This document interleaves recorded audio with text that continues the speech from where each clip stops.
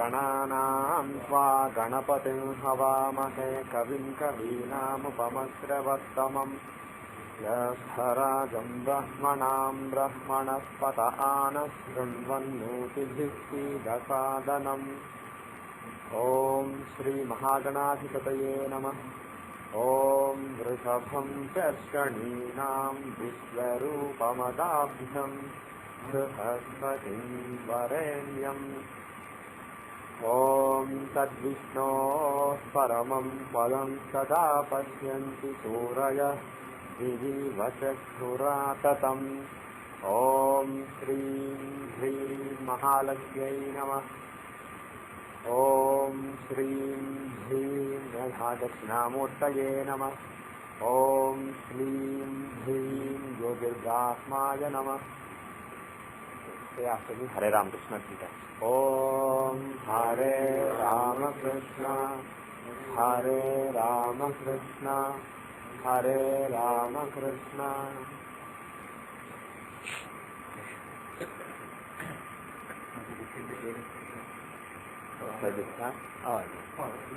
No, actually, we are done with this part, right?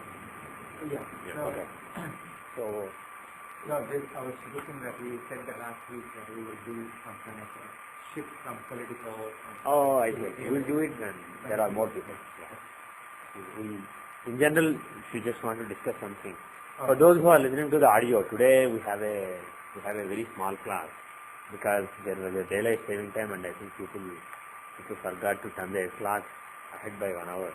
So only those who turned ahead have come. So I have a very short class. And also we don't have the projector. And I turned mine ahead because I saw BJ last night at the function, and he said to turn my clock back 1 hour. So we have a very informal class. We don't even have the projector because Teju, who has the projector, is not here yet. And actually he forgot to get the projector. So even if he is here, the projector is not here. So we are just going to have an informal discussion. Okay, so Vijay.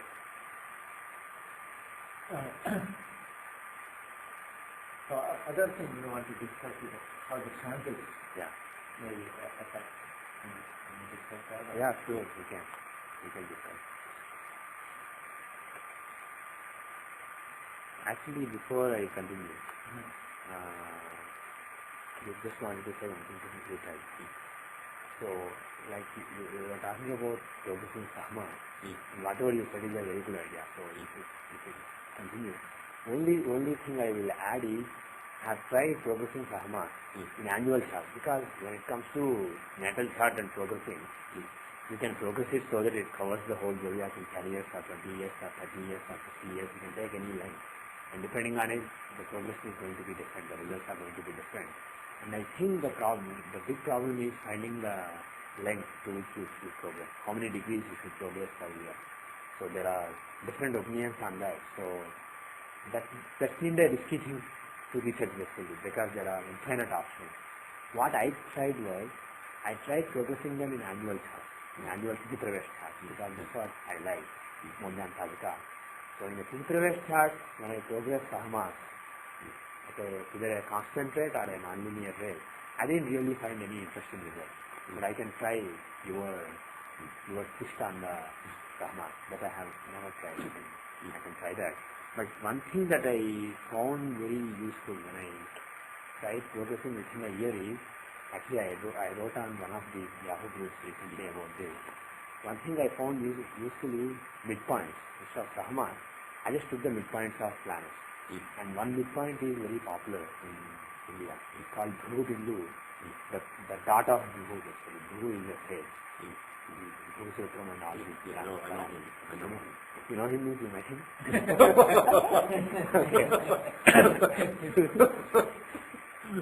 I don't know him, I just heard of him. I'm just kidding.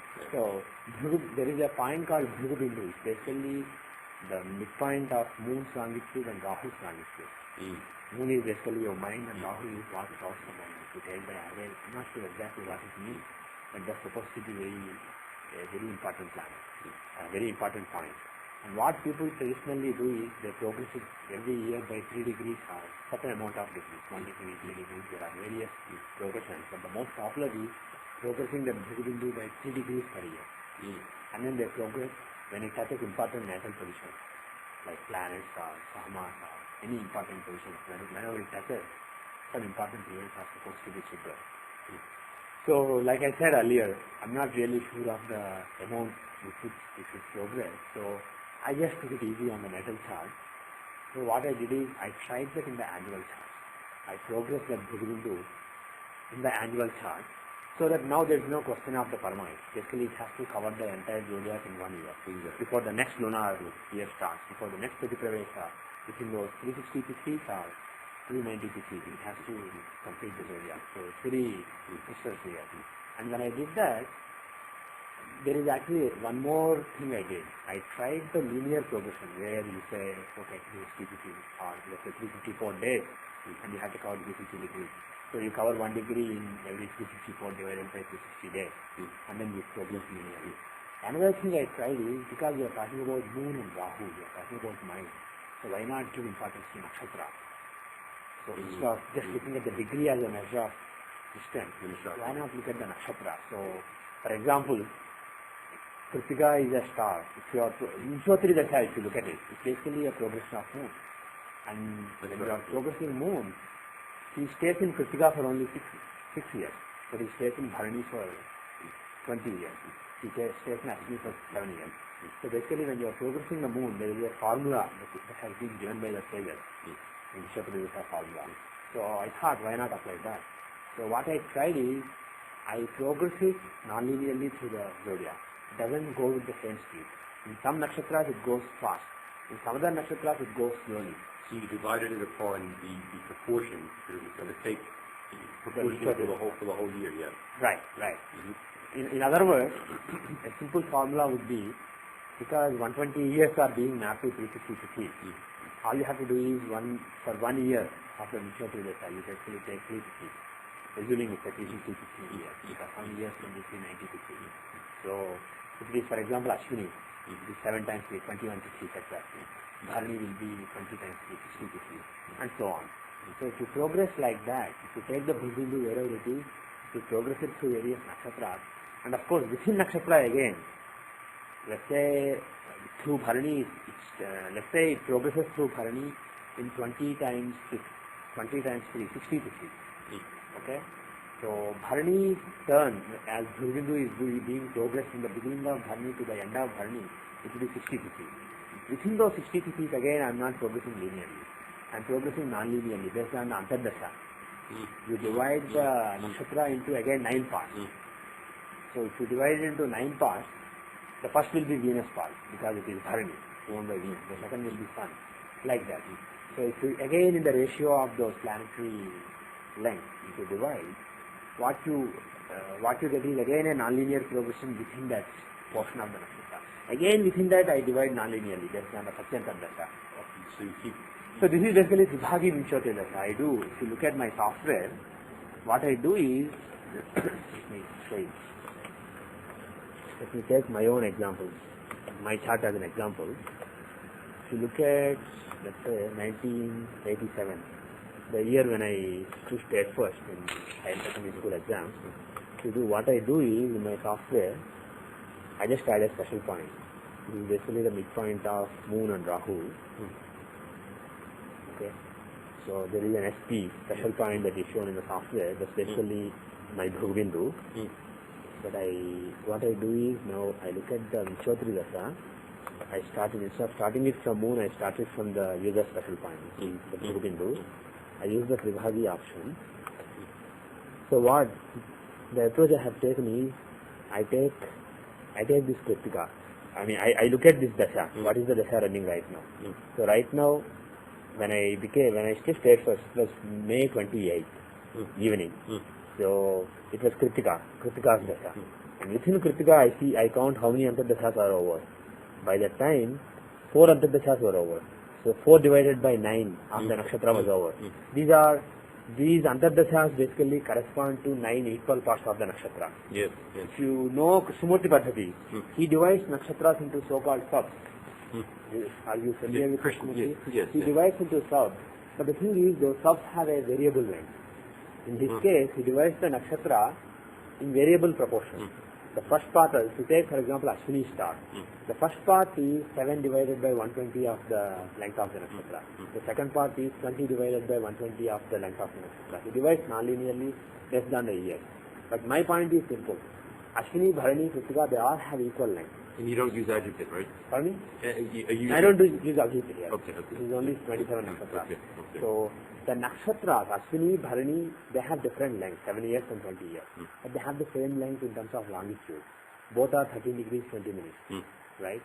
So when you go to the antardashas, when you divide the nakshatras for the antardashas, what is the point in dividing non-linearly? You don't. You do it the same. So I do it the same way. Yeah. So my approach is, because 4 parts are over, 4 by 9, 4 divided by 9 of the star is over. And if I want to be more accurate, I basically go to the next level. In the fifth antardasha, how many antardashas are over by that time? This 5 or wait a minute. 28 evenings. So it's basically, actually wrong. Yeah. So actually 3. Yeah. 3 are over. Yeah. In the fourth one, 1 is over. Okay, it was around this time, 7 o'clock in the night. So I just take 1 is over. So 4 antardashas and 1 pratyantardasha are over. So I do 1 divided by 9 for the pratyantardasha plus 4. So 4.111 divided by 9. So 0.45 of the nakshatra. So times, you do 0.45 times 13.33. This is the length of the nakshatra. Yeah. So 6 degrees are over within the Kritika star. So from the Kritika, beginning of the Kritika, if I add those many degrees from the beginning of the Kritika, I get the longitude, the exact longitude of the progress between them. So what I found is, when I progress the point like that, it touches important planets. For example, here the fifth lord Mars is in the house. It shows successful competition for education, etc. So when it touched him, basically the result was yeah. And how accurate do you find that predictability? This is actually a hit or miss technique.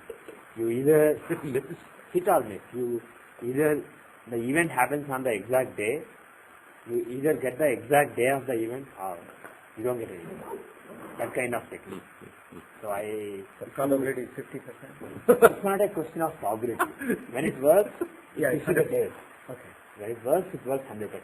When it's so focused that you get the exact day. When it doesn't work, you have to use something else. So that's the thing. But when it works basically within the degree. For example, another year, I left India. When I did the same thing in that particular year, the point was exactly opposite my Saturn, who was the 12th lord in the 12th house, going to a faraway country. And as a matter of fact, even using Ashtottri Dasa, the Saturn Dasa which took me abroad. So exactly when Saturn's longitude was opposite this particular point, progress point, I went abroad on the exact day. I think what happens is a cycle. Yeah. Okay? Yeah. And the cycle has to correlate with a projection from either a transit or something else. And when that event doesn't happen, there's an inversion, and then the cycle doesn't accurately predict. But when there's a conspiracy of numbers of different events, then you get the actual real prediction. There's something going on. This is just one factor that we are looking at. Yeah. But I think maybe the Prabhagri has to be used with the Savodabhadra. And I think it's the key to opening up the Savodabhadra. And I think the two of them have to be used together. And I think you combine that with the Savodabhadra. Yeah. That'll be the secret of the Savodabhadra. That could be true. Yeah. But I just want, and also another thing is, apart from this particular midpoint, I found that you can take some other midpoints like Lagna, Lagna, Saturn, Lagna, Sun, for various things. You can take midpoints of various other Lagna and other planets, and you can progress them. So those I found to be consistent, but Sahamas I haven't found to be consistent. But your twist on Sahamas is very interesting. Yeah, I've been doing that, and that works. I'll play with it. I'll definitely play with it. And then I think maybe you need to combine this with the Vedas. on the Sabota Bhadra. Mm-hmm. And then the prediction might Perhaps, be perfect. yes. Or maybe there are some other things also. There could be some other things that you have to combine it also. It may not be just the Sabota, etc. But the bottom line is, no single technique will give you 100% reliable, perfect prediction. You have to combine various things. Have you tried to progress that with the Sabota Bhadra to see the influence? No, I haven't used Sabota at all. I just progress and look at the correlation to planets in the annual chart itself. But I think if you finish that off with Sabota Bhadra, every time it'll put. That could be. And then finally the predictions will be perfect. Like everybody who knows the Sabota Bhadra does perfect predictions, right? Right? Isn't that supposed to be the big one? Yeah, it's supposed to be, yes. I did see your Yeah. emails on this topic. And so Sunday response also. I didn't know how to calculate. I know some part you did manual calculation that find out the degree. That was I actually, whatever I try in my software. But the thing is, I can't give it to others because I just hack. So putting a nice interface so that people can use it conveniently is a different thing. So I just hack so many calculations. I just put and then I just test them out so that they are not in the final grade. Right. I don't usually do any manual calculations. I use only software. But when I write a mail on the list, basically I make it like a manual calculation. So I go through it carefully and give a manual method to do it. But the way I did it was I was not counting cities at all. I just programmed the Sipagi interpretive data to use a special code and then I make it a video. Yeah. Yeah, that's okay. People already know I am on it. Okay, so we'll have a general informal discussion, whatever doubts you have.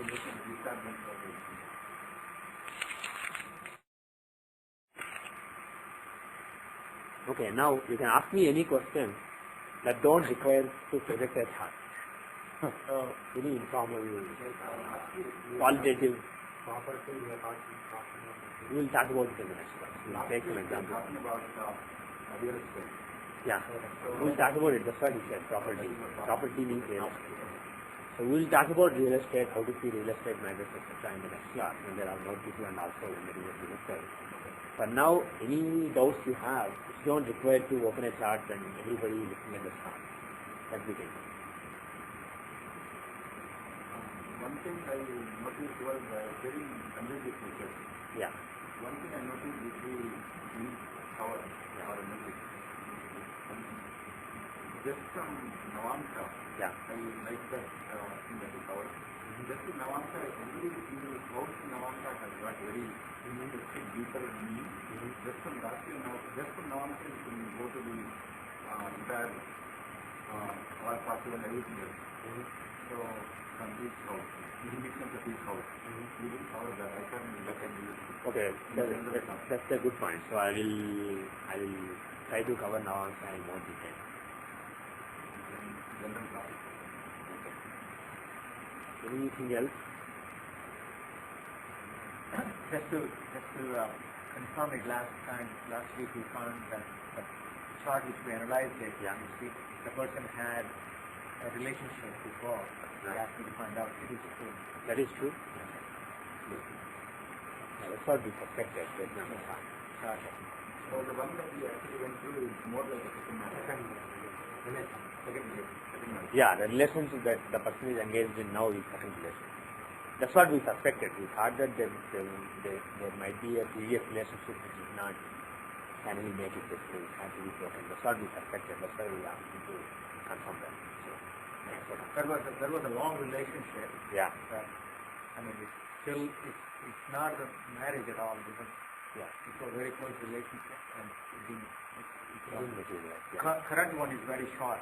Yeah. But now, time. That's why on. Yes, still on. That means we then see Whatever it is, the first relationship is UL. So we thought that the second from UL was weak. So first relationship may not have succeeded, and the second one is the 8 from UL. and that we thought was strong, had a strong chance of succeeding, strong chance of actually materializing, manifesting It is 7 from the no, 8 from 8 from the UL. 8 from US. 8 from UL is second marriage. 8 there from is the third marriage, and so on, if there is. So like that, you should not be shy to ask somebody when somebody comes to you to suspect, either based on the timing. Somebody may say, right now I'm in a relationship, but when you look at the Dasha, Narayan Dasha, there may not be any links to the UL, there may not be any aspects or anything. Or if you look at the Vishwati Dasha, there may not be any links to the planet who owns the UL or the second from UL. Because those are the planets that bring that particular relationship. So if you don't see any link, and if, on the other hand, if you see links to the 8th from UL, you should think maybe this is the second relationship, not the first. Maybe not the second marriage, but a second serious relationship. Because any serious relationship is like a marriage, as far as we are concerned. So if you see somebody had a serious relationship that did not result in a marriage, they may tell you that they are not married, but based on the chart, basically they are married. So you have to, if you suspect that there is some reason to doubt, you should ask. You should get it confirmed. So on the same note, when we are realizing the sales, any sales start from Yeah. parents traveling, Yeah. how do we find out in case if we really have an abortion before the first one having abortion? Again, if you doubt, first you are going to ask, you are going to find out whether this is the first marriage or second marriage, first relationship or second relationship. Again, if somebody had a relationship that did not result in any children, there was a sexual relationship but no children were born, and then no marriage also happened, and the person got married to a different person and got children from that person, the counting in the Saptansa, I have mentioned it previously, is different. From the first relationship, you take the 5th house, 7th, 9th, or 5th, 3rd, 1st, etc. But from the second relationship, it's not the 5th house. 5th house is the 11th from 7th. 5th house is the 11th house from 7th. 5th house shows the first child from the first husband or first wife, because 7th house is the first relationship in the Saptamsa, and the 11th from there is the fruits from the relationship, the children. But if you take the second marriage, not necessarily marriage, but second serious relationship where the purpose is to get married, in that relationship is shown by the second house, not the 7th house. Because from the 7th house, if you take the 8th house, it falls in the second house. So from the end of first, second one. So from there, you take the 11th house. From 8 from 11th house or 8 from 8 from 7th, that is first marriage. 7th is first marriage. 8 from 7th is second marriage. Okay? What is 8 from 7th? Count and tell me. If you take the 8th house from 7th, what will it end up being? It will be the second.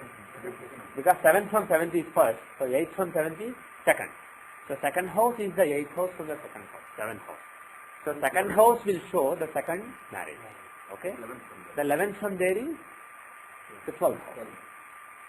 So you take the 11th from there, the 12th house. Of course, it will be 11th either in the forward or backward direction based on whether that's an odd sign or even sign. Not based on Lagna being odd or even, but the second house being odd or even. Okay, that is the tricky part.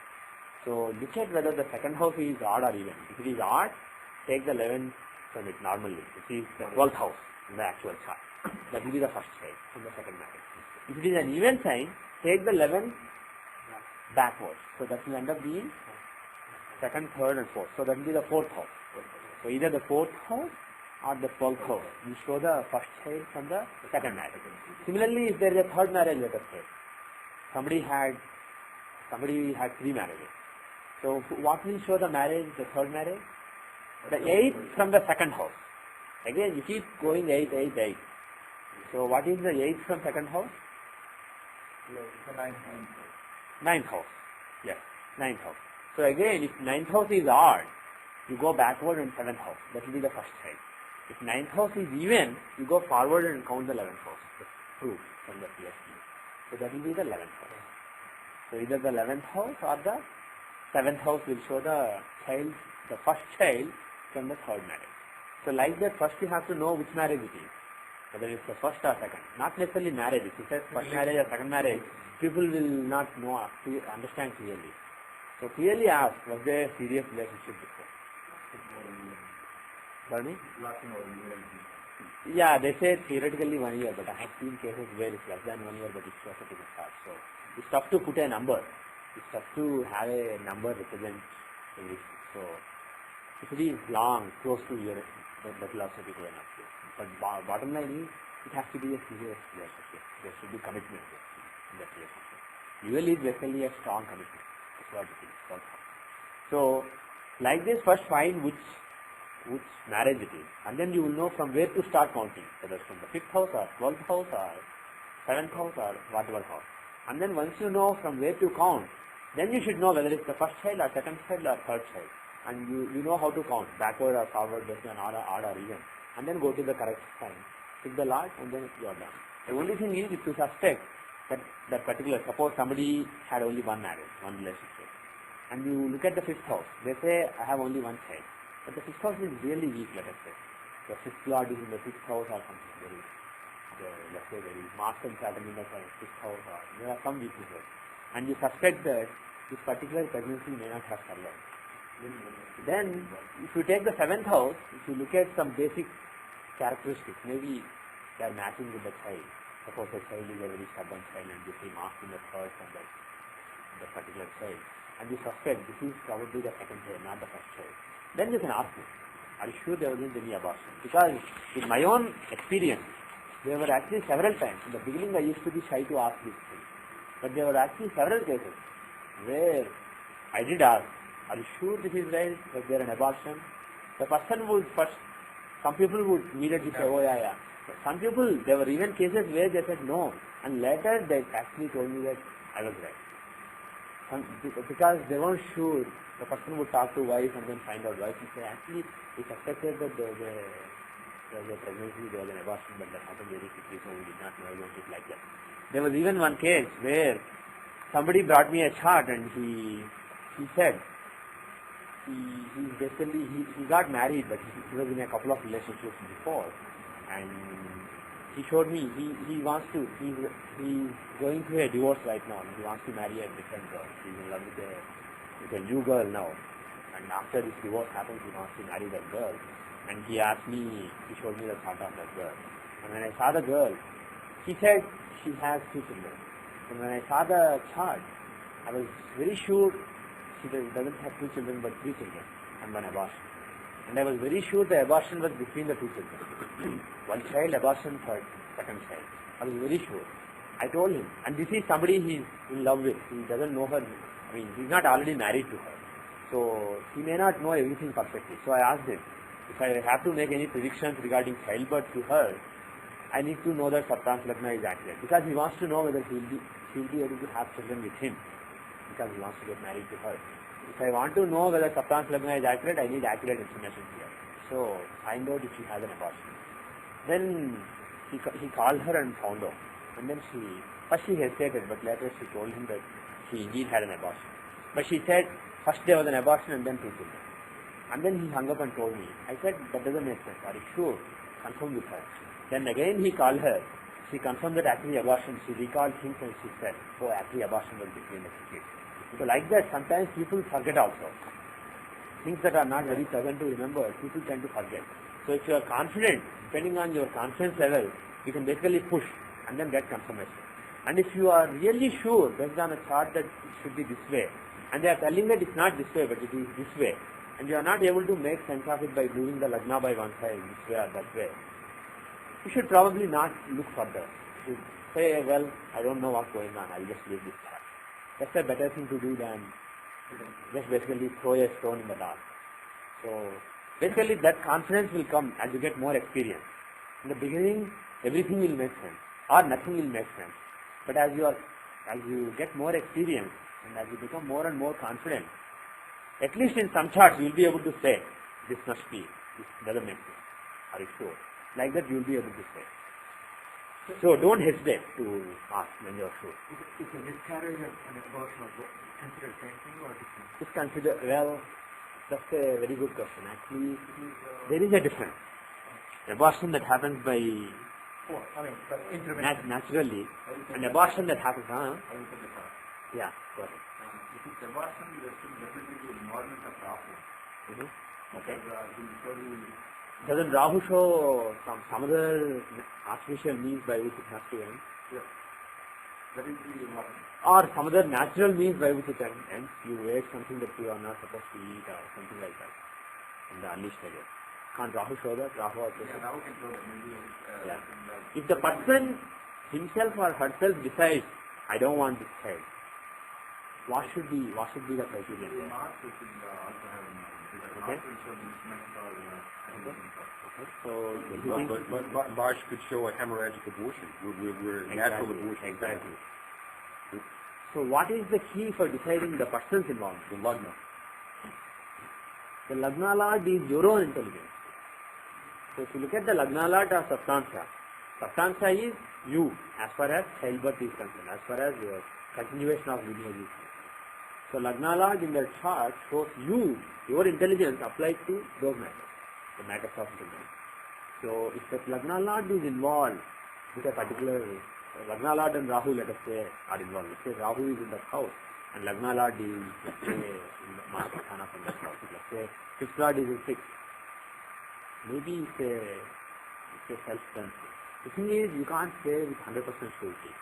But if Lagna Lord is involved, has Argala, has aspect, or is in the sign, you may suspect that probably this was done intentionally. Now, sometimes Lagna Lord may not be involved. But let us say 7th Lord is involved. Or 2nd Lord is involved, depending on whether this is first marriage or second marriage. The Lord of the sign that shows that particular marriage is involved. What would be your guess? What would that mean? Lagna Lord is not in a Margasthana from that particular child. He is not involved. But Rahu is involved and the Lord of the sign showing the marriage is involved. Like second Lord or seventh Lord. Yeah. Spouse. Not necessarily husband. Maybe Other partner. the other partner. The spouse is basically again, may not be spouse also. The other partner. That's a more accurate word. The other partner may not be interested in having this child, and they may force, they may decide, no, I'm not having this child. So that is what that is. If both are involved, maybe both have an interest in getting it about it. But several times it's only one partner who decides to abort. So when you ask the person, is it abortion or is it a miscarriage? So In my view, I never really cared about it because as long as Rahu or somebody is involved, some Maraka combination is involved there, as long as I know that this fetus is not surviving, doesn't matter to me whether they decided or somebody else decided because that may be additional information, but usually it doesn't add much value. And it's too private also. yeah, they want to discuss it. They may not discuss it, they may even mislead you intentionally. It's too private information. And like I said, it doesn't add any new value because whether there was an abortion or not itself is a big clue. If you see with one lagna, if you see combination for abortion for that particular child, with a different lagna if you don't see, you know that this is right. By knowing, in addition that lagna lord is involved, so they did it intentionally, and that is indeed true, you know that additional information, you are not really going to gain much. You are not going to be able to rectify from that. In most cases anyway. So usually I don't really care about that. Except as an academic research. Yeah. In the subconscious, the creative comes in between the cycle of Yeah. that means you end up with, Yeah. suppose second marriage or second breakup. So that means that the entire cycle is different, right? Yeah, it will be different cycle. So K2 coming in will be again different. You have to start fresh. Okay. So you started from the 5th house, you went, K2 let's say goes it here. Now you start from the 12th house, then let's say you are going backward or something. Again K2 will cut, but maybe after a different number of changes. So there, that means it's not necessarily a person related to the relation chart. Yes. K2 cutting means children from that particular relationship are over. Not children are over. Okay. Okay? how is that going to the previous example that I gave of the person who was considering the second member of my Yeah. during the second situation? Yeah. How will it go for her chart? It will be still continuous what the case will be broken. Right. Because That relation with that is Why do you? but if you see that register, Yeah. she had a fixed in abortion disease. Yeah. See, abortion doesn't mean K2 is in that sign. No, not Yeah. that. Abortion was because of other reasons. Ended her fiber. Yeah. That is for her that to have a child with this person. Yeah. That means in the fourth kid is possible in the case. No. That was from a different husband. She's already divorced. Right. Okay. So those 3 children, child, abortion and child, was from a different person. Not from this person. If from this person, he would know. That's why when I asked him, he had to call her to find out the information from the previous husband. It's not possible. If she gets a 4th one from this man, it's counted differently now. It's not counted from the 5th house. It's counted from the 12th house. Okay? Now the thing is, actually, she in the particular case, there was actually an abortion also, from this man also. Yeah, it's complicated. So there was one boy, one child, one abortion and one child from the previous husband. For him, forget. It's too complicated. It's too complicated. But for her, she had one marriage, one child, one abortion, one child, and then one abortion through this man. She was divorced, and then she started having relationship with this man who is going through divorce with the understanding that they will get married after divorce happens. His divorce also happened. And then they had a child. And then they decided, we don't want this child because we are not married yet. So they aborted. So that again, that shows up as the 12th house. 12th house basically being weak. So even though this is an abortion, as far as you are concerned, this is basically the first child. We don't distinguish between married children that are born and the children that are unborn. Any children conceived is a child in the chart. So you take the second relationship, the second house, and the 11th from it, either the 12th house or 4th house, that will be the first child. If that child doesn't have the chance of basically surviving, if you see bad combinations in that sign, maybe not Rahu or Ketu being there, but maybe the Lord being with Rahu or Lord being in second from it or something like that, you suspect that it's abortion harm. And that is actually the case, thing. Because he said there was an abortion with him, and because he said that he is the second relationship, I was mostly sure of the Sattantra Lagna of that lady. But I wanted to confirm the previous relationship. That is why I could say with that confidence, the abortion is second, not first, with the first husband. I said with that confidence because there was additional information that they already had an abortion with the current husband, with the current boyfriend. So that was basically a clincher for me. I could say with confidence. That is why I insisted to find out. If it wasn't the case, something is wrong, something is fishy, so I would have just given up. But it happened to be right. So anyway, so like that, any relationship, whether it resulted in marriage or not, it will show up in the chart. Any child, whether he or she survived or not, the child will show up in the chart. That is the lesson you have to remember. And that is what makes it complicated. If you only count real marriages and real children, it's easy. Now you have to basically dig into some private information in order to be sure that the data is accurate. So that is the power and also the liability. It's a power because you get to know so much. It's a liability because if you know something wrong, you basically make wrong assumptions, you go wrong and everything else. So that is the restriction. Basically, the first child is always fifth house. So not necessarily fifth, but 11th from the sign that shows the marriage. And what about the second child? Again, from there you keep counting third. Basically, younger brother, younger sibling, and so on. You take the third from there, you take the third from there, you take the third from there, and so on. But the counting, taking the third is either forward or backward, based on whether this is odd or not. Okay.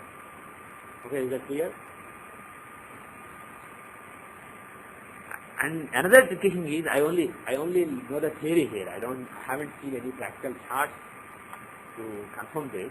But the theory is if somebody is married, somebody has a previous relationship, breaks that and gets into a different relationship, like divorces and then marries or remarries, or wife is dead, or husband is dead and remarries, then whatever I said holds. You take the 8th from the 7th to see the second marriage. And you keep taking 8, 8, 8 and so on. But the thing is, in the old days, kings and even other people used to have multiple wives. So, in India, there is even precedent of the same woman having multiple husbands also, like Draupadi in Mahabharata. So it is possible for somebody to have multiple partners at the same time, not after somebody basically some relationship expired. So in that case, the theory, what what tradition says is, you take the 6th house.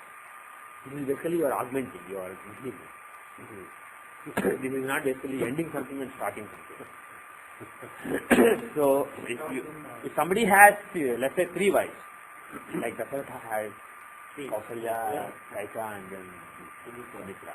So in such cases, you take the 7th house as the first wife. That is always the case.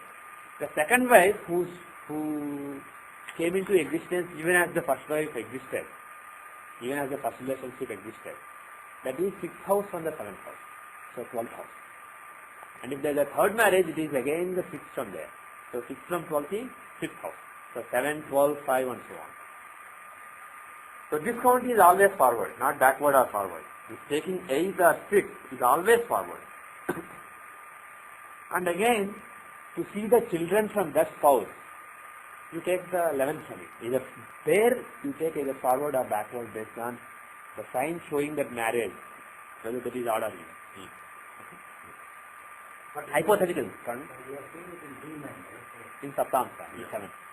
In Navamsa also. No, but marriage is marriage. We are finding the sign showing marriage to 3 children, because that is the starting point for children. The first child will be the 11th from that sign, right? That is why we are seeing. 11th from this time we are saying. Showing the marriage. Let us say, in Saptamsa, let us say somebody has Karkataka Lagna, Cancer Lagna, okay? Let's say he got married. And then wife died. He got married again. And then wife is still there and he got married to a different girl. Let's say he is a Muslim who can marry multiple women in several countries. So now let us actually do this example. What sign will show the first wife? 7th from Cancer. So Capricorn. Okay, Capricorn will show the first wife. Now what sign will show the first child from this first wife? Capricorn is even, so we go backward and we count the 11th house. What is the 11th house backward from Capricorn? That is 7th house normally, but we are going backwards. So what is the 11th house? That means 3rd house. Counting 11th backwards means counting 3rd. So, Meena, Pisces. So Pisces will show the first child from the first wife. So take Jupiter wherever he is, you can decide. And let us say Jupiter is afflicted by Rahu in, let's say, Aries. So there is Gurchandal Yoga in the 2nd house. And let's say that child, there were no children in their life. Okay? Now, let's say the marriage is basically over. Either divorced or wife died. Now, second marriage. How do you see the second marriage? 7th from 8 and 6. 7. What do you say 7 from 8? Say 8 from 7. I'll be more happy. Both are the same. But I'll be more happy if you say 8 from 7. Instead of saying 7 from 8. In this case, that only happens if they grow. That's why I'm bringing it. I know. Yeah, you should take 8 from the 7. You are saying 7 from 8. Then I wonder what is 8th house? What does it stand for? Why is it 8th house? They got married. Yeah. Second from 7. You got what I am saying, right? It's basically the 8th from 7. So what is that house? 8th from Capricorn? Leo, 2nd house. Okay? So Leo will show the second marriage. And if you want to see the intelligence of that second wife applied towards childbirth, you should take Sun. Leo is the sign, so Sun is the planet who shows her own involvement, her own intelligence. Now, how do you see the children from this marriage? It's odd, so now we go forward. From there, we go to Gemini. So Gemini will show the first child from the second wife. So you take where Mercury is and then you take that as Lagna and see. Let us say that is also spoiled. Let us say from that time, again let's say Mercury is in the 2nd house in Cancer, let's say with Ketu. And we think that also has a little chance of, that marriage also has a little chance of childbirth. Now what do you do? Let's say now the person got married to a different woman because he was with this woman for a few years, she could not conceive, and for children, let us say this person married a different woman. Even while she is alive, without divorcing. So we should take Leo 6th house. Pardon me? 6th house from Leo. Keep gone again. Again we come to the same house. And again the same story will continue. Now let us say this woman also. Yeah. Yeah. This marriage is different. Yeah. Will she have the same? In this hypothetical example, it's unlikely. It's unlikely. If the first one did not have, the third one is unlikely to have because the same sign will show. Like if the first wife could not get any children, the third wife is unlikely to get any children. Whereas in this case, let us say the second wife, she divorced her and then married a different woman. Then what is, no, not Gumma. Then what will show the third marriage? So 8 from Leo. 8 from Leo. Meena. So Pisces will show the third wife. Now who will show the children? Which sign will show the first child from the third wife? Taurus. Because Pisces is even, you count backwards, and the 11th from Pisces is Taurus. So you take Taurus as the sign that shows the child. And Taurus Lord Venus will show the general fortune of the child. Okay? So this is basically how you count. 6 in the case of increasing, 8 in the case of stopping and restarting. Okay?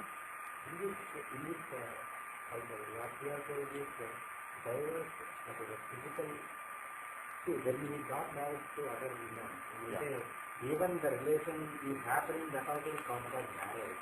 Yeah. Say that the person has left one person and married other one. Yeah. How we can say that divorce is a If he left that woman, if the relationship basically ended, if somebody had a relationship with a woman, they are not married, let us say, X has a relationship with his wife, and then X went and told Y, we are done. Y. And then let's say X started a relationship with Z. Basically Z is 8 from X, 8 from Y. So it's not a divorce. Divorce is not. Divorce is a very loose word. Yeah. If there's no marriage, then there's no question of divorce. But the point is, 8 from the first marriage is taken for the second marriage because it shows the end of the first marriage. Something that basically either comes after the end or brings the end. That for that you take the 8th house.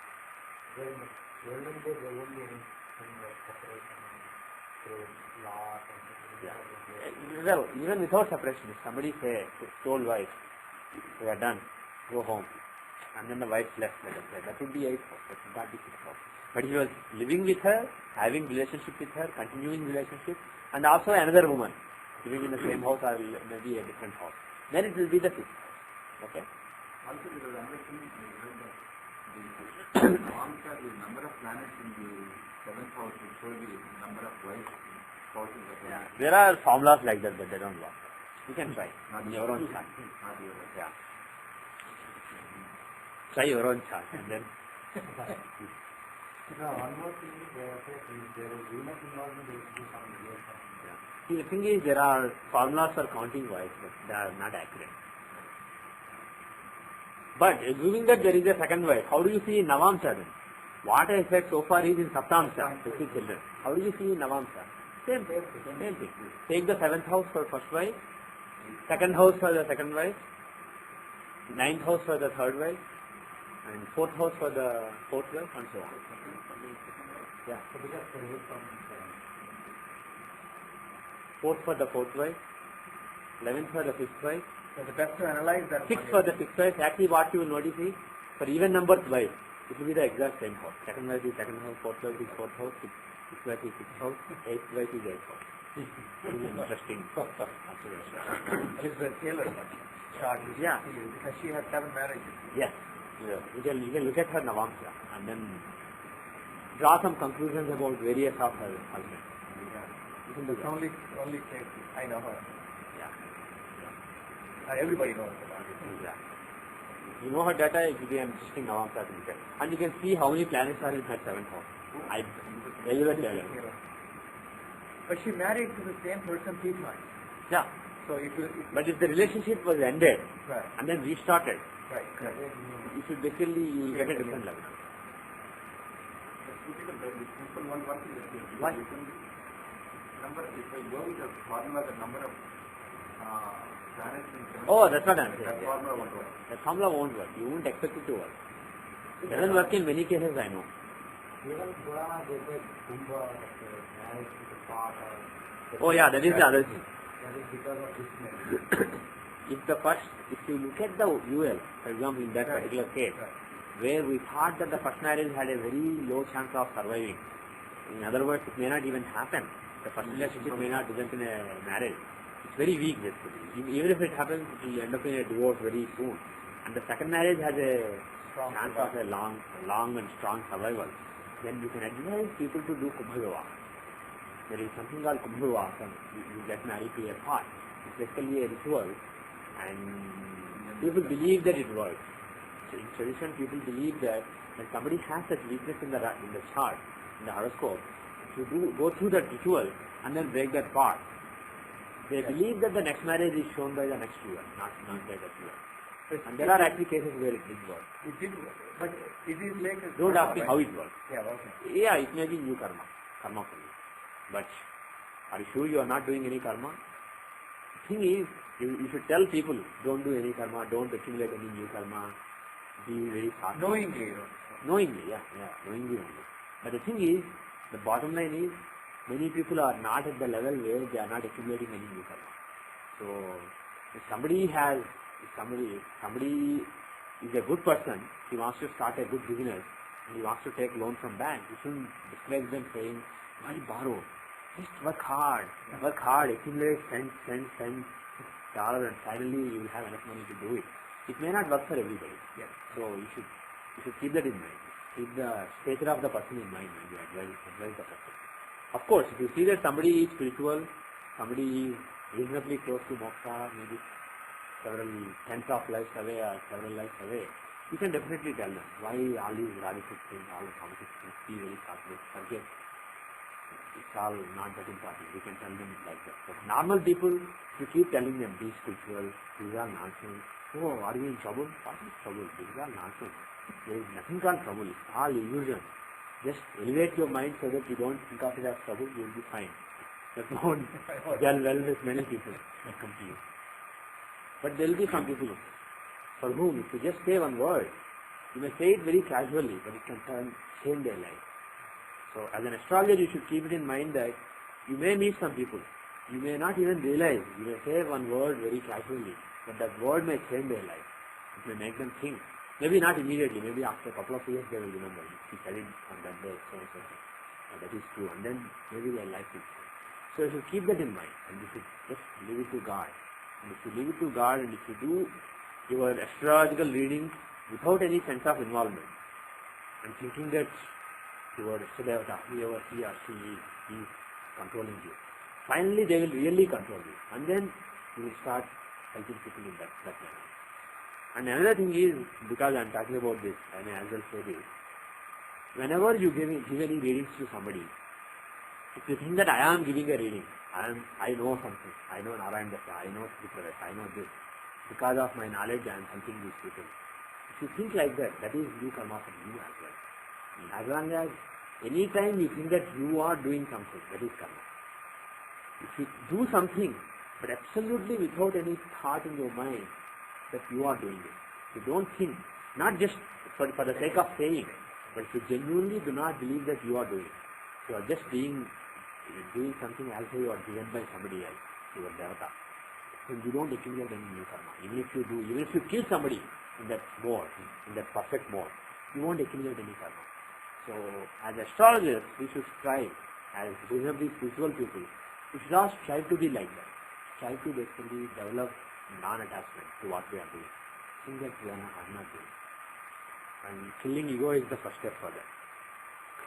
Okay, any other things? So now you know how to count children, wives, etc. So experiments. Especially in US, you get a lot of good charts where you can test all these techniques. In India, it's very tough. In India, most of the charts I saw before I came to US, just one wife, just 2 children, 2 or 3 children from that wife, that's it. if you say any relationship before marriage, they'll say, what does it mean? Now actually India is changing. India is becoming more like US, we say. But in the old days, like even 10-15 years back, people were so straightforward. So, But it's we really could have tough to checked the evaluate other all one. these theories. We could have checked the other one, not giving up the wife, divorcing or wife dies, because the king used to have more than one wife. That's what I said. Yes. So we could have tested that. Oh yeah. But again, Nobody gives 20 me- years back there were no kings. In our country, who comes across in industry. Yeah. The people who came to me before I came here, they were all 20, 18, 20, 15, 16 years back. They were all normal people, like you and me, hopefully. So people who basically have one wife and happy. Those are the kind of people. So you don't get to test all these techniques. But of course, these were developed by people who saw all these kings who had many wives. Yeah. One queen died. Now the thing is, what if somebody has a wife, and then even while that relationship is alive, second wife came, and then let us say one of them died, and third one, another wife comes. How do you count? All these are not very easy. These are tricky. So I don't really have an answer. If you have any example, you can experiment. But if there are, let's say, 3 wives, and the second one died, and then there is a fourth one, you count it as increase or do you count it as gain? Probably it's an increase, because second one, even though she is dead, third one that came is already dead. But if the third one died and fourth one came, how do you count? Then we should take average, the third one ended and then fourth one started. Should you do that? Maybe. Or even though third one died, basically still there are 2 relationships. You are basically increasing the number of wives, increasing the number of husbands or wives. So 6 or 8, I'm not fully sure. Maybe 6, maybe 8, but not fully sure. So all these tricky things are there. But bottom line is, for straightforward things like one wife or divorce, and then marriage. So those cases, whatever has been given in tradition works nicely. So that much I can tell.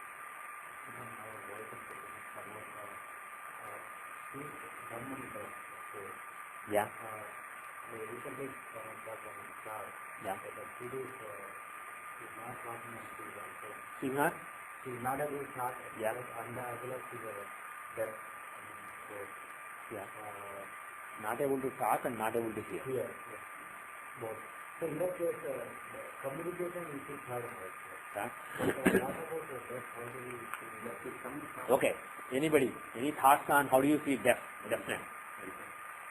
speech is coming from second. Yeah. The sound is coming from Akashatra in the third house. Yeah. So you see dharma of the third house, which is the 11th house. Yeah. And, Perfect. dharma of the Third house is basically the third house is the sound. yeah. And the 9th is the dharma of the sound, which is your organ. Not the organ, the hearing. Yeah. Another way to put that is third house. Third house shows your what is it? Third house shows your ear. Organ. Third house The is organ. And So the 9th from there is the dharma of your ear, which is hearing. so if the 11th is affected, then not good. 11th is the sign, is the house that shows your hearing area. And 3 and 11 have to be in harmony. The arts of 3 and 11 have to be in harmony. Yeah. For the ear as well as the hearing Function to be Dharma of the year also. yeah. If they are Yeah. not or if they are badly So 3rd and 11th should be good. Especially 11th is the most important house. You are seeing hearing. And there should be positive links between 3rd and 11th. If there are any negative links or 11th is very hammered by malefic, then there will be hearing problem. And so eyesight. Now eyesight. Any apart from sexual, anybody? Why 12? What is the sign that shows? What is the house that shows eyes? Anybody? Eyes.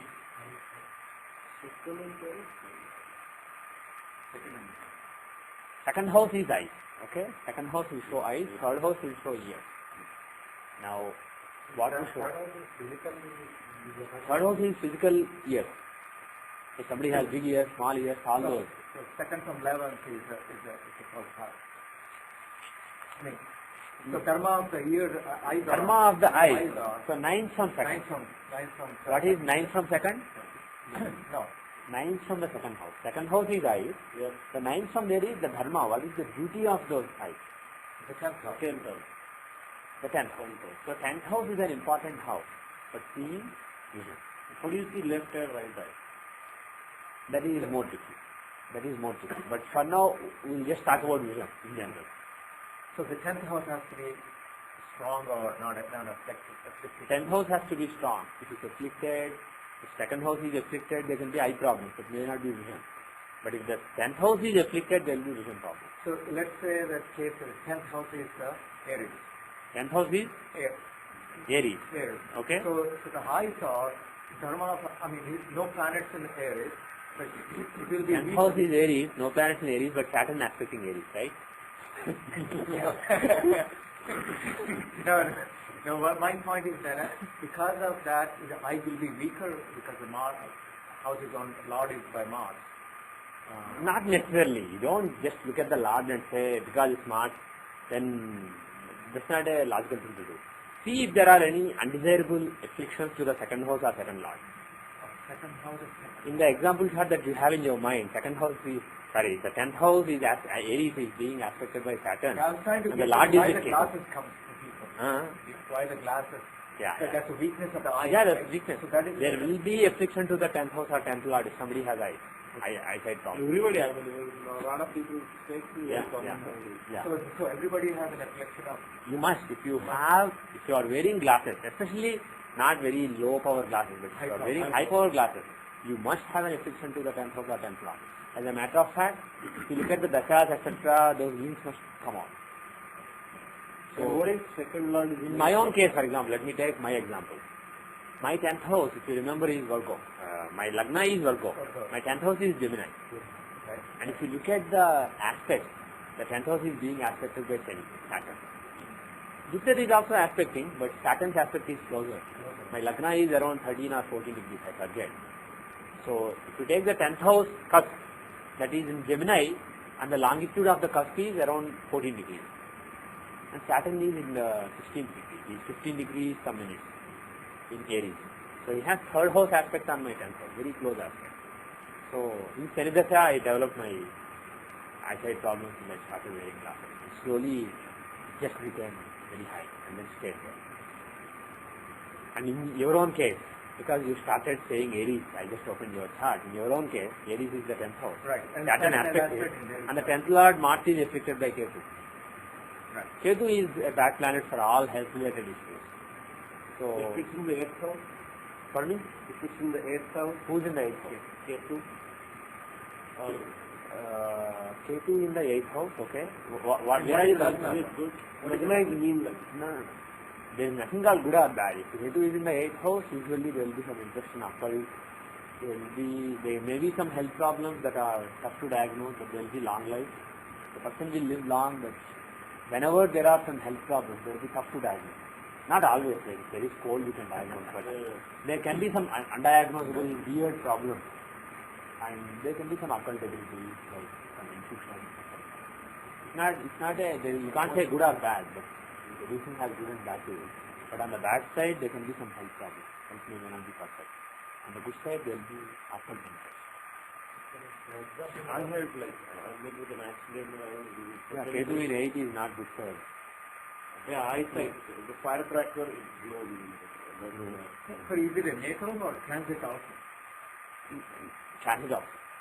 Natal definitely, but transit also. Ketu is transiting in the 8th house and the 8th house. But at the same time, if Ketu is transiting in the 8th house from your Janmarashi, he can give you a lot of spiritual experiences also. So, Ketu can show. Yes. Ketu can show explosion. Now, why he gave eye problem? For that, there has to be a link with the 2nd house. Yeah. There is a link to the second. It may not be vision. It may be just eye. Suppose somebody's eye. Just take a chance. Yeah, sure. Do we have your chart? What is the name? My name is Manoj.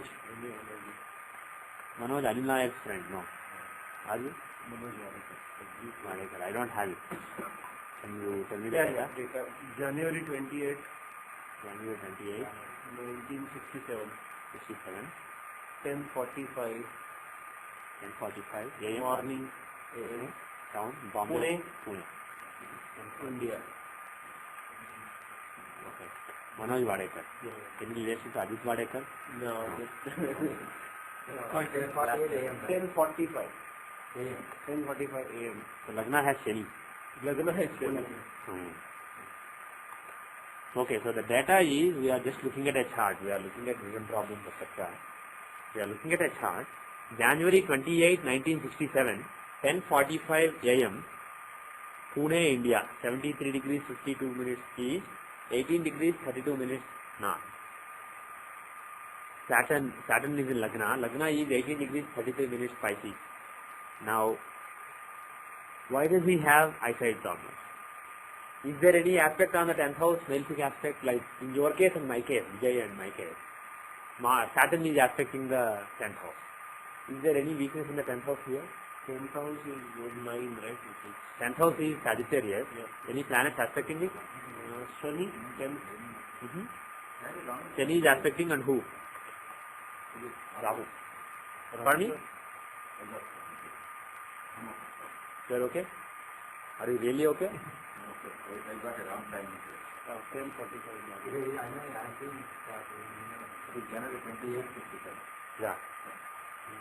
He started interest in horoscope when I started looking at astrology. In astrology.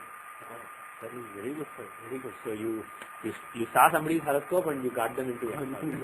Very good karma. I can't explain how the benefit of making up with the class.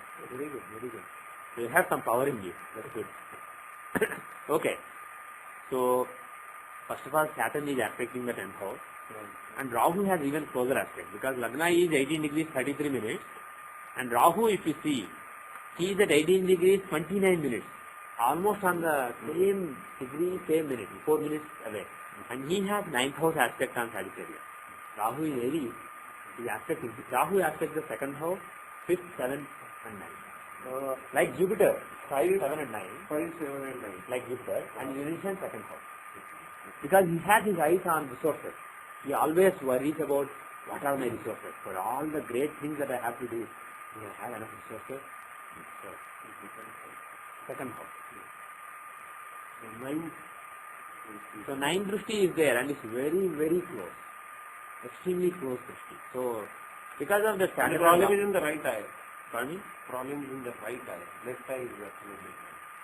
That could be true because the right eye itself is shown by the 2nd house and the left eye further people take the 12th house. So 2nd house is particularly very weak here. Rahu is here. So there can be problems in the right eye. But the thing is, when if you look at the dashas, when you started developing different problems, etc., there will be some links with Shani and Rahu. At least in translate. It's not in dasha, it should be in the translate.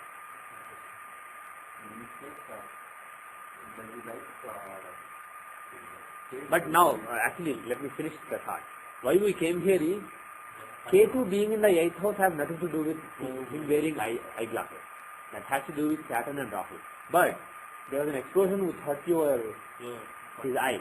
So that Ketu may have a link because Ketu shows explosion and he is with the 2nd lord. He is sitting in the 2nd lord Mars. So if there is some explosion that hurts his right eye, it's a success. That is what we wanted to check. That's why we wanted to check. Before it is with the eye, not with the vision.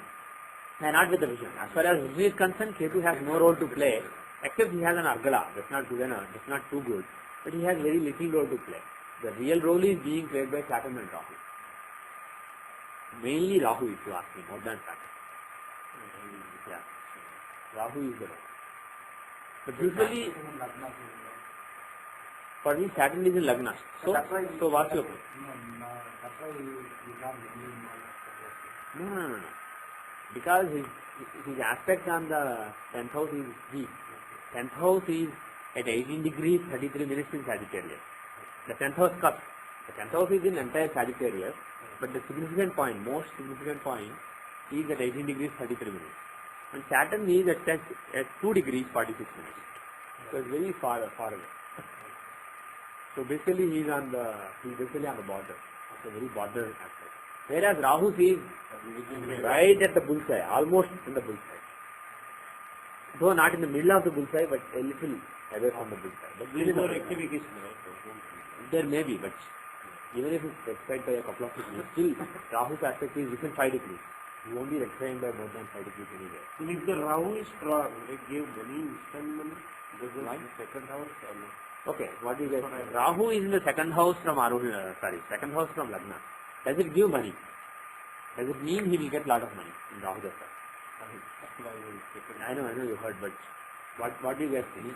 Is second house from Lagna good for Rahu? Maybe you lose all the money. Okay.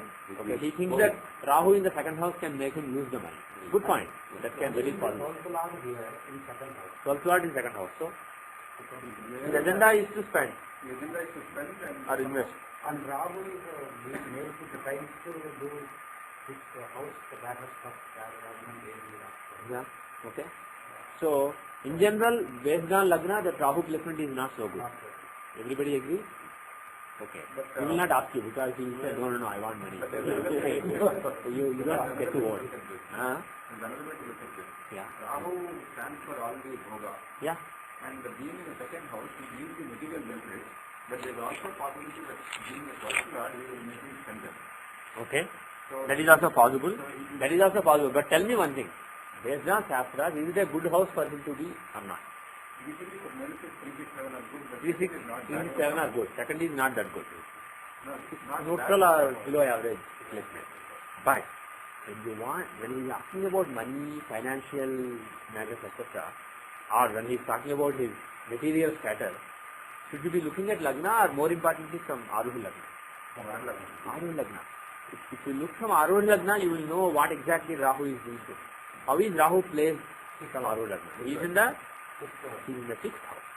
Good or bad for Rahu? Excellent. 6th house Rahu from Aruhi Lagna will show overcoming all the obstacles, killing all the enemies and being very successful. So actually Rahu is good for him. Whenever Rahu Dasa comes, I don't know when it's coming. We started with 12 Dasa. Why? I only said 29th also. Yeah. 40.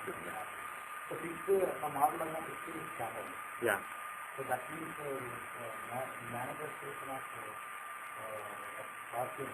Saturn will... Actually, as far as fortune is concerned, who is the best planet in this chart? As far as fortune is concerned, who will give him sudden fortunes like? Not a Materialistic fortune? Yeah, materialistic fortune. The second lord from Aruhi Lagna and 5th lord from Aruhi Lagna is Jupiter. He is in the 9th from Aruhi Lagna. Good or bad? Excellent. Excellent.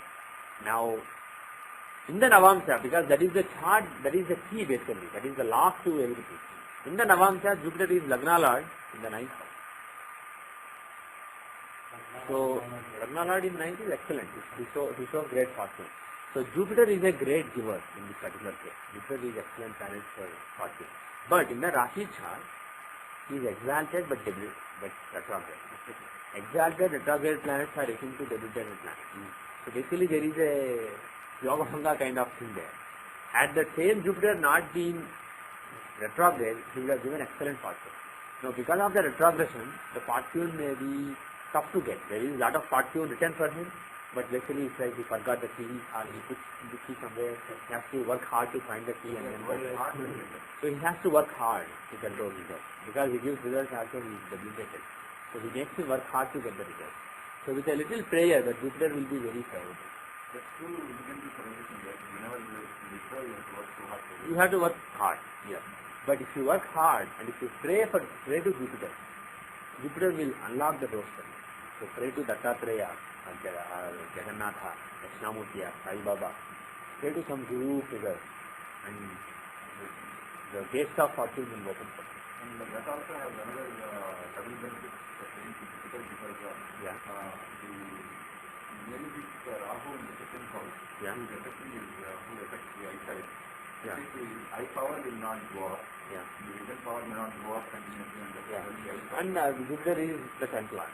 So good for vision also. That's why when he said this, And in general he is Lagna lord. He is the overall well-being. So in the Rashi as well as Navamsa, both. He is a very key planet for us. So we should really pray to Jupiter. The Navamsa Lagna, how can it be Jupiter Lagna Lord in Navamsa? Navamsa Lagna is a death count. I get it in Sagittarius. You take 10:45 a.m. January 28, 1967. 5:30 hours east of GMT. Pune, India. 73 east 52, 18 north 32. 74, 26, 25.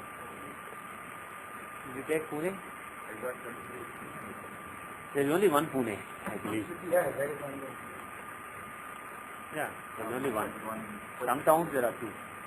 You probably blue like east or south face. Okay. Karela and things like that. Actually, Yeah, not the reason I that is because of Lagna Lord. yeah. No, but second house itself was more so. Both first and second. Uttar has linked with one of the two houses. typical Such people will like seeds. will making like this. Yeah. But the planet in Lagna is Saturn, so it is also making some bitter Yeah, Tikha. hot Karela and Yeah. Matakali. Hot stuff.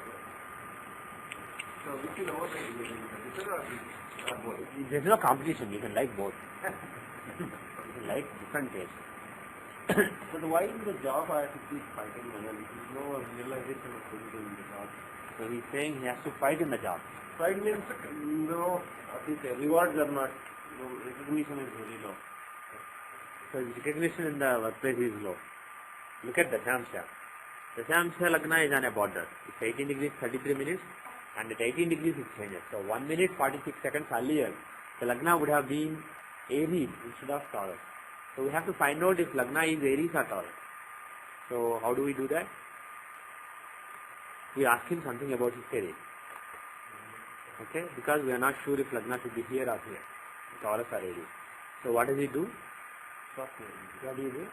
Software. What kind of software? Application software. He does application software, Java and all this. That's what he said, his own word. So, web-based, okay. So web-based application development. How do you, That's what you have to does it make sense? Does it make sense with the existing chart? Or do you have to change it?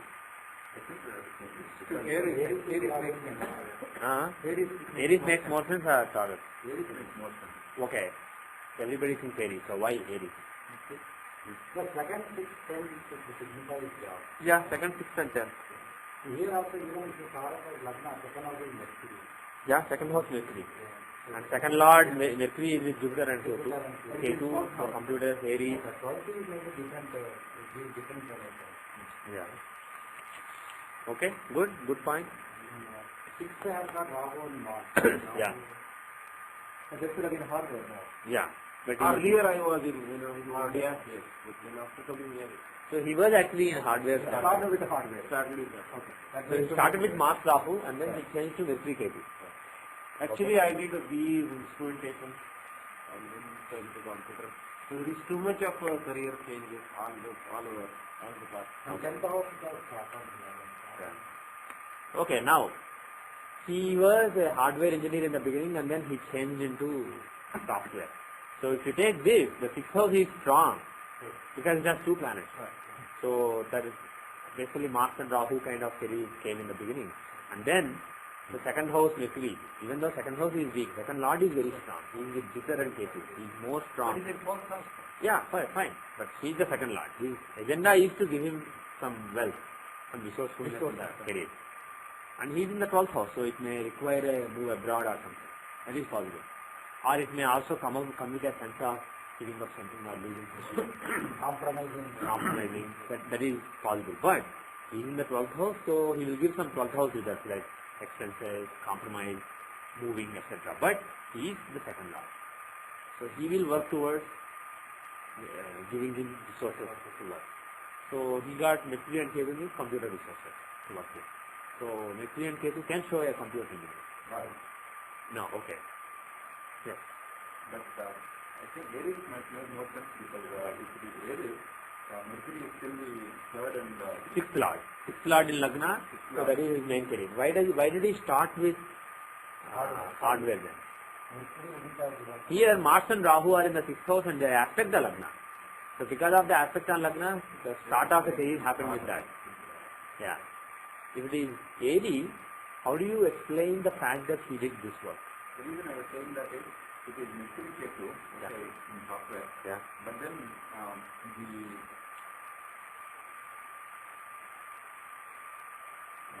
eighth lord is involved in the case with them. Yeah. What is it? Eighth lord involvement, Yeah. he could be working from just a fact he said, why should I be working, going against and struggling to Yeah. success.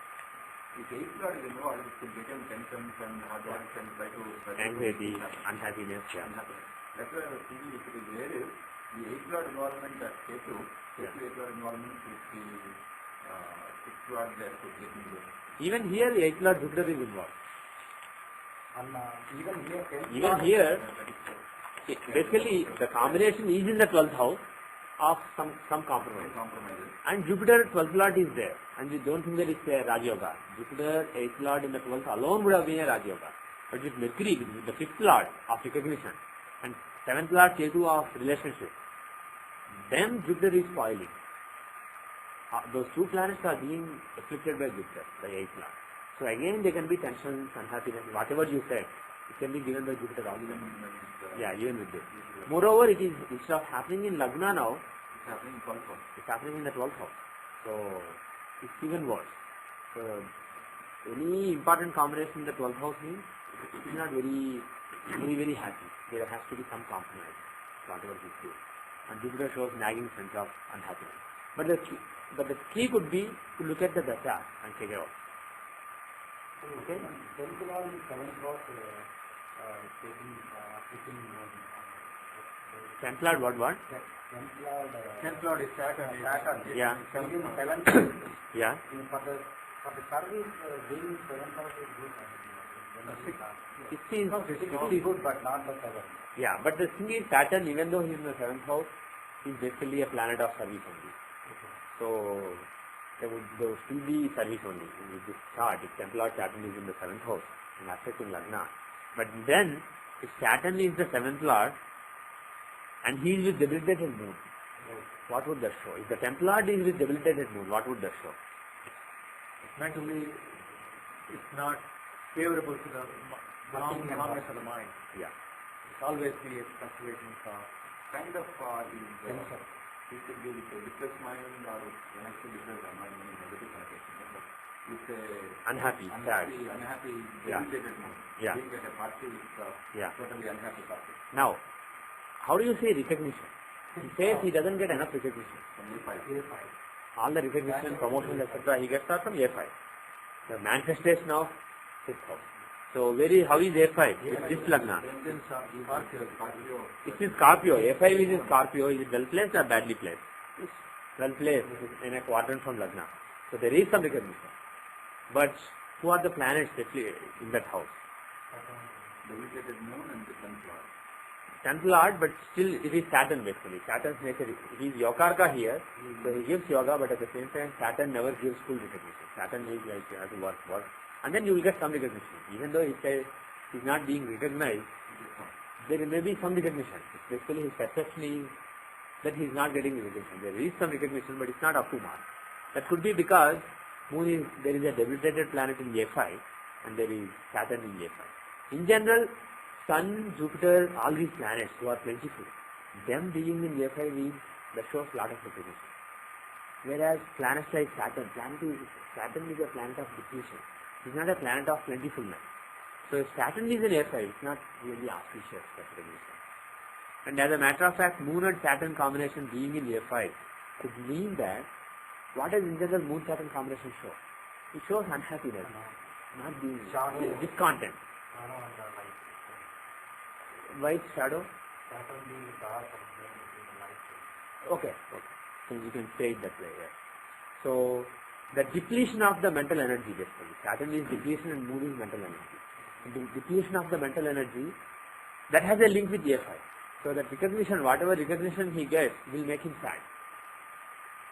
So again that makes sense. How is it with Aries? Where is A5 now with Aries? Look for A4, that will be the A5. Right? If you look at A4 here, this is the Arudha of the 4th house, it will be the 5th house from Aries. So Gemini has A5, taking Aries as Lagna. Will there be recognition or not in that case? That has no planets in it. It's in the 2nd house, a good house for an Arudha to be. And any planets aspecting it, Venus is aspecting it. Exalted Lagna Lord Venus. And how is the Lord of the sign? See, from Scorpio, A5 is Scorpio, the Lord Mars is in the 12th house. But from this, Gemini, the Lord Mercury is in the 12th house, 11th house. Jupiter and Ketu. Should be great. So, overall, there aren't any serious restrictions to A5. There should be very good recognition. Whereas with Scorpio, there is some recognition but not happiness about it.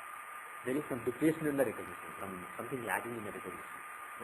So you're saying that this is a bit more... Taurus makes more sense based on all the factors we know. Actually, But we can confirm by that. Pardon me?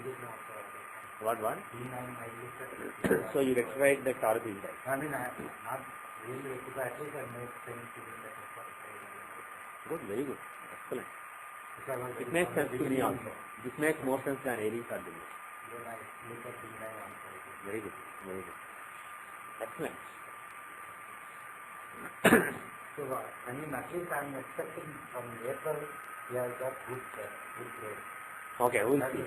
But in this case, you should tax the Saturn to have more multiple. Okay, he should specify Saturn to have more mental peace. I say that you should classify moon, Okay. not the sun. Or both. The Saturn being, He can propitiate all the 9 planets. Being all nine, then it will be... Who is more important, Moon or Saturn? As far as work is concerned. Saturn is the moon. You say Moon, he says Saturn. Any other thoughts? One of us will be right. Who is more important? Is Saturn really a bad planet here? He is affecting Moon. It's okay. I'm looking at the Samsung. Actually, that's the other thing. In Rashi also, Saturn has an aspect on the 10th house of all the work that he does physically. So that is, keep that in mind. He is an important planet. he's in Lagna. He is in Lagna. He is a very important planet for overall well-being.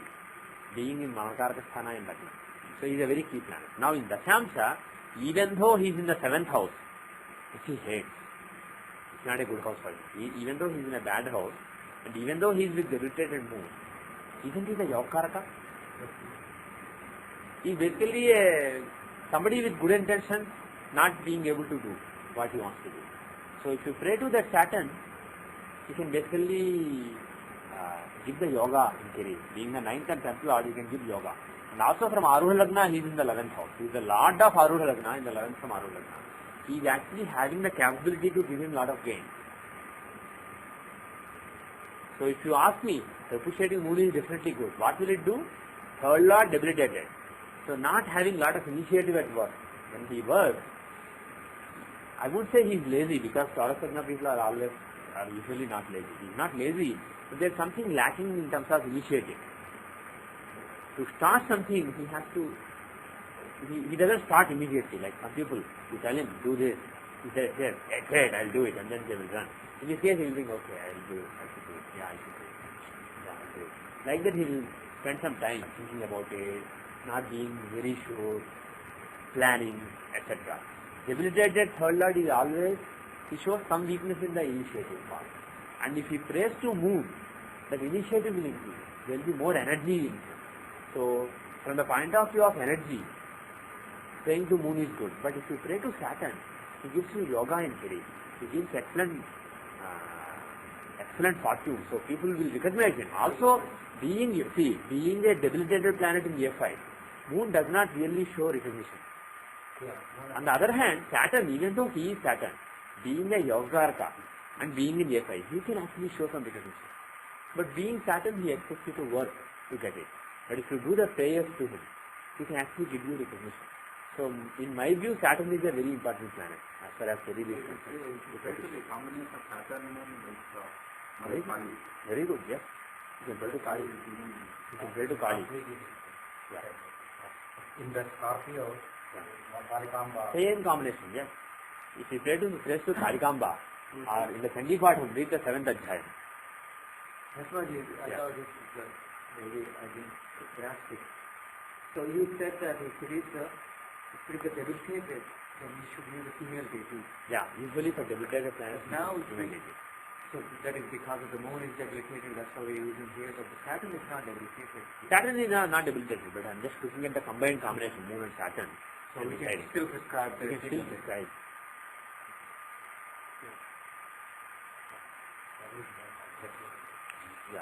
Because it's in the Martian sign. It's Moon and Saturn are in a Martian sign. Kali is perfect. Kali are some Chandi, some form of Chandi. If it is Saturn itself, then you can take a more sattvic form of Kali. Now I said in the Chandi part in the version for Kali, where she is basically killing those Chanda and Munda and being reputed as Chamunda. That chapter I am recommending. Had that Moon and Saturn been in Jupiter's house, let's say Pisces. Okay, Sagittarius is slightly different, but let's say in Pisces, very sattvic Jupiterian sign, then I would have recommended a very sattvic form of Kali. Like for example, just Kalikamba. Instead of praying to Kali as a killer of demons, you just pray to Kali as mother. There are Durga is only energy. Durga is nothing but all the energy of God. So Durga is not appropriate in that case. Tell me.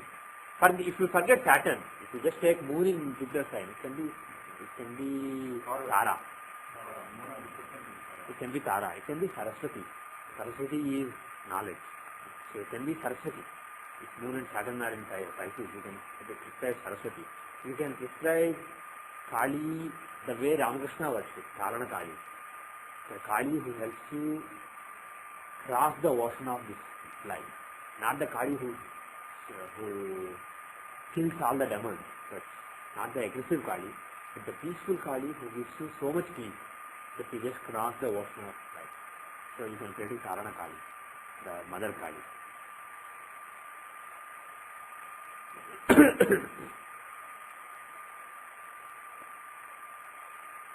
Okay, so if you pray to Kali, okay, is this a business hat or service hat? Why? 7th house has Moon and Saturn, 3rd Lord Moon and Saturn, but 3rd Lord is debilitated and Saturn is static. He's Karaka for service, not for business. So it's weak. And who are in the 6th house? Mars and Rahu. Who is Mars? 7th Lord. 7th Lord, whose agenda is to give him business. He is in the 6th house of service. Along with the 10th Lord. Along with the 10th Lord, Rahu. So it makes that house is more stronger than the 7th. Okay, so overall our judgment is 6th is much stronger than 7th house. But the 6th having the 7th Lord, can it mean that after a lot of service he will do something independent? There is a chance, especially when when Mars basically becomes active. Right now Mars is doing it. So if Mars is active, then he will start thinking along those lines. Because what is Mars' agenda? Mars is giving him service here, but his agenda is to give him independence. That is his agenda. So once Mars takes control over his life, he will start thinking, it's not good enough. I have to do something else. That may make him unhappy over the service. That may make him unhappy over service also. If Mars and Rahu are in the 6th house, it's not good for being happy in service. So unfortunately, he is not very likely to be happy in the next several years.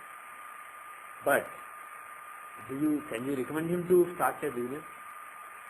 Even if he does business, he will be in service. Yeah, he will be working hard in business. Just as though he is working for somebody else. These are the same level. So would you advise him to start a business or just be in service with that Mars? What would be your advice? It's actually a very tricky decision, but I tend to agree with what you guys consider. Long life in service than yeah, the thing is, once Rahu comes anyway, it will be only service. Mars has some interest in giving him business, but Rahu is only business, is only service again. So it's unlikely that he will have a long and flourishing business. It will be just a passing phase, and it may not be very successful also. So it's a better idea you will be very interested in business, but you are better off having somebody than having a business of your own. What? We recently attended a conference for doing business. That's why 2004 started. No, I expected July onwards it will be good. I tried to predict about it. How is this year for him? Before we close today's class, can you guys tell me how is this year for him? It started on January 17, 2006, 1:12:56 a.m. Indian Standard Time 2. How is this here?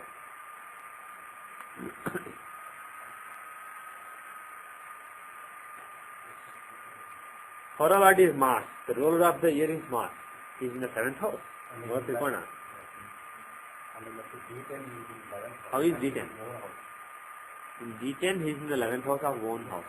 So the ruler of the year is showing lot of gain. Is he? Isn't he? Okay. How are the dashas that are running?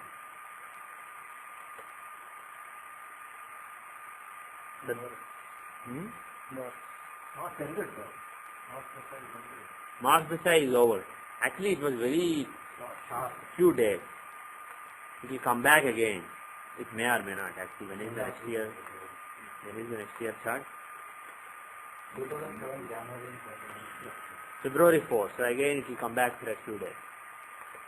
It's too bad. You get gains from these 2 days. Yeah. Those 2 days are actually good. End of January, beginning of February. But how is the time right now? Is February 8 to April 10 good time for him?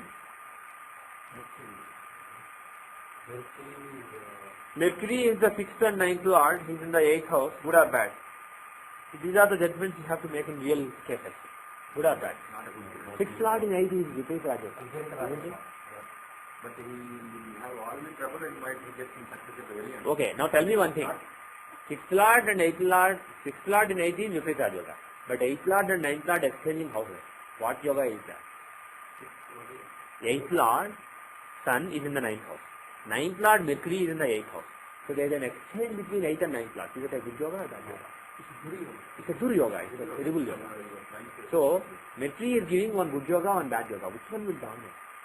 Is he more of 6th lord here or more of 9th lord here? More of 9th lord. Why? Because 9th is much stronger. Much stronger. 9th house is much stronger. The house of fortune, house of guidance, house of protection. He is much stronger. And the lord is in the 8th house. In a parivartana with the 8th lord. So that shows actually break in the fortune or fall of the fortune. It's not a good time.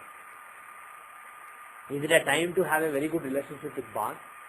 Is it a time when boss will take your side and he will encourage you? It's not. It's a combination of sun and Mercury that exchange. So it's not a good time. Especially during February 8 to April 10. The last is going on still or over? Still going on. So for the last couple of months roughly, it's not a great time. During this time, because sun is involved and he is with Ketu, there could even be political machinations, etc. that may happen at workplace. So basically, if he comes to you before this, you should tell him, stay away from all the politics in the workplace, don't think about it.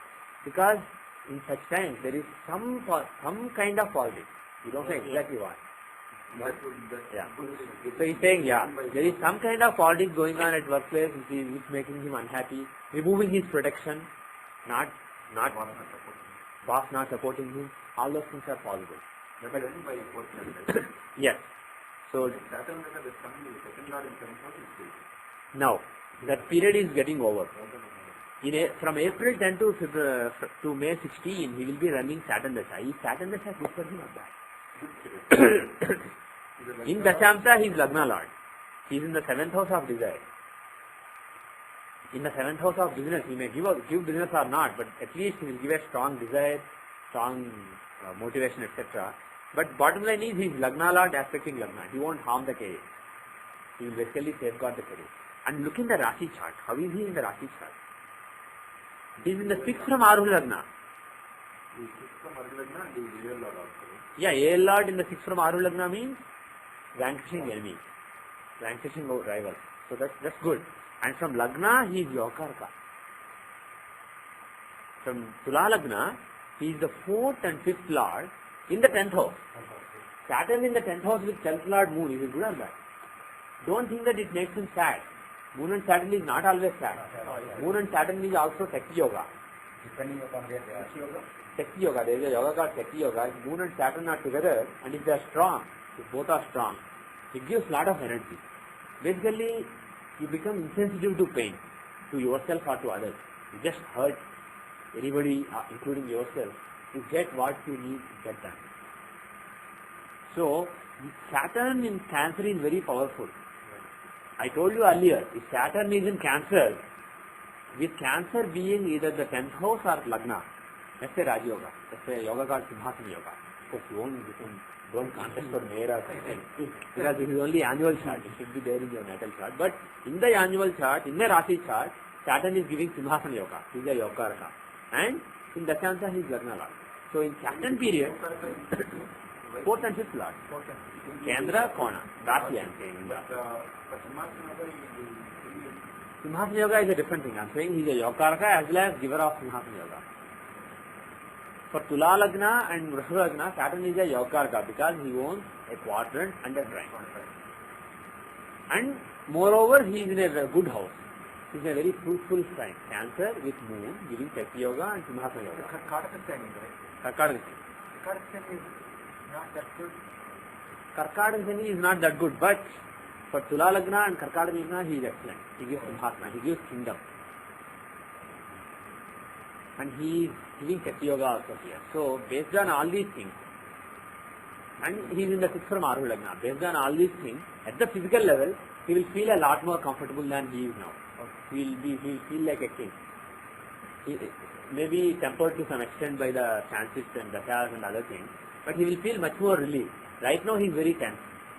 Right now he is running Mercury Dasha. And in the Dashamsha, if you look at the terrible yoga, the yoga that Mercury is engaged in, he is not feeling very protected. He feels very vulnerable at this point of time. That's what you can say. But he will feel less vulnerable and more valued after April 10. So from April 10 to May 16 is a much better time. So good luck. Yeah. We told him to pray to Kali, right? If he prays in this combination, in this year also, Moon and Saturn are together in the 10th house, giving Shakti Yoga, and we told him to pray to a form of Shakti, Kali, corresponding to Saturn. We told him just a few days before. If he starts now, like let's say today, if he starts, before that Dasha, Saturn Dasha comes, he will have prayed for a week. So if he does that particular Adhyayam in Chandi part, once Saturn comes, the results will be given even more fully, the results of the retrograde Saturn. So we told him at the right time. He brought us his chart at the right time. We told him it is going to be valuable in the coming months. So definitely do it. And then how is Jupiter? The change of job is possible. When? Can Saturn give a change of job? Usually Saturn doesn't get change. Usually Saturn is against change. Usually Saturn wants very unlikely. But how is Jupiter? Jupiter is the 3rd and 12th lord in the 5th house of recognition. Can he give a change of job? Right. Yeah. 3rd and 12th lord.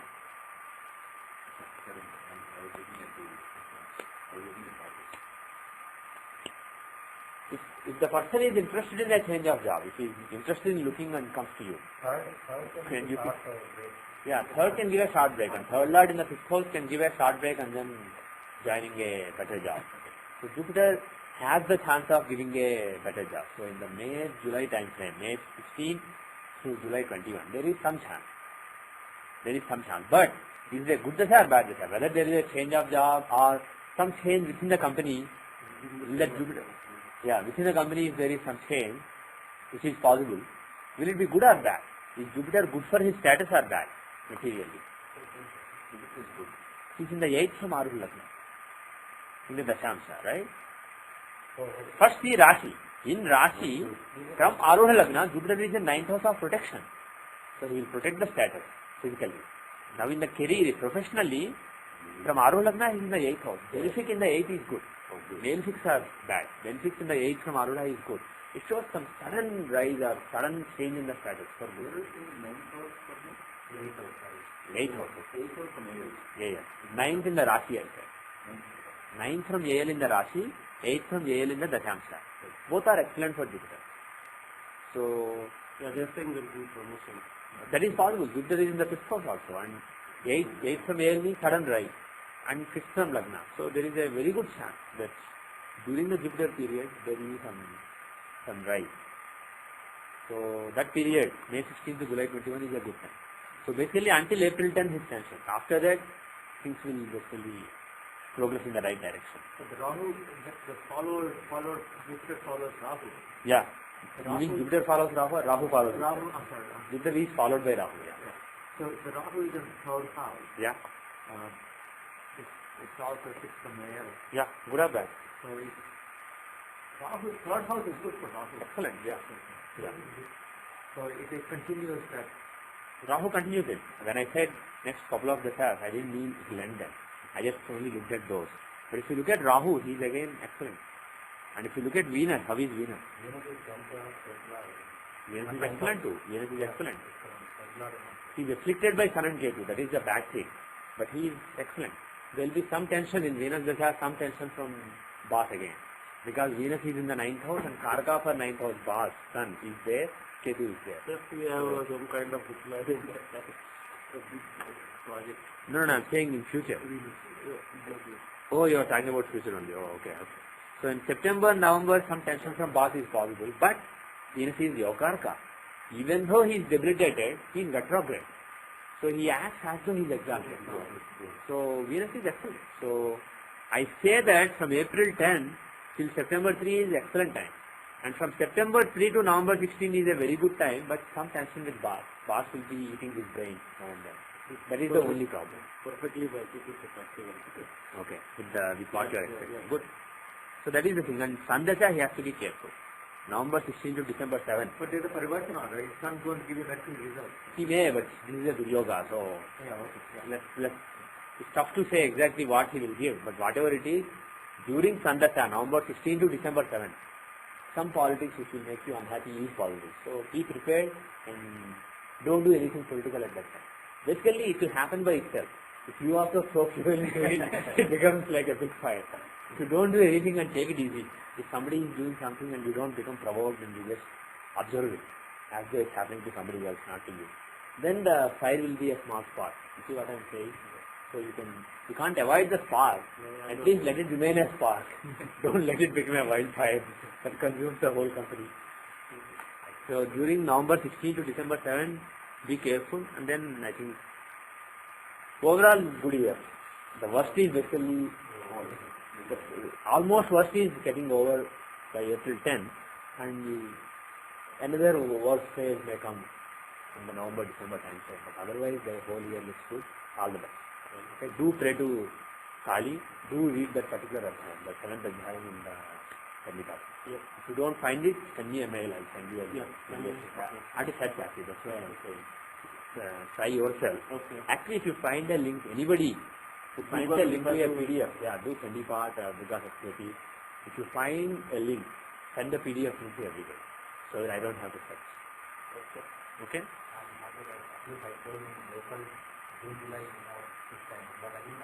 Actually, I've been noticing it. You are doing very well. You are making good predictions. You are explaining thoughts well. You are doing a very good job. So you should keep it up. And also you are giving good advice to people at the right time. So basically there is some inner inspiration is also there. The divinity inside is basically inspiring you to do the right thing. So excellent. Jupiter is overall very good in the Jyothishya. In the net of that, Jupiter is excellent.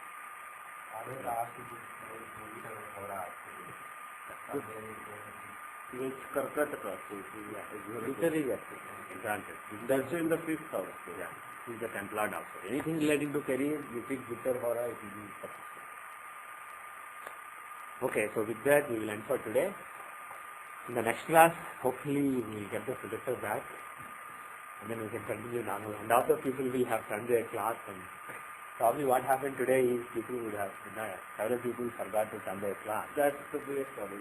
You happen to you also? Yes. And then some people, when they realize it later, they come 1 hour late. But some people may decide, oh, I'm only 1 hour late, let me just take it easy. So, next class we will do some real estate, etc. So if you have any thoughts, let them.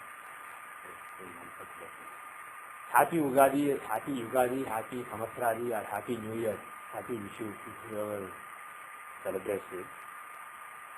Those holidays. Om Shanti Shanti Shanti.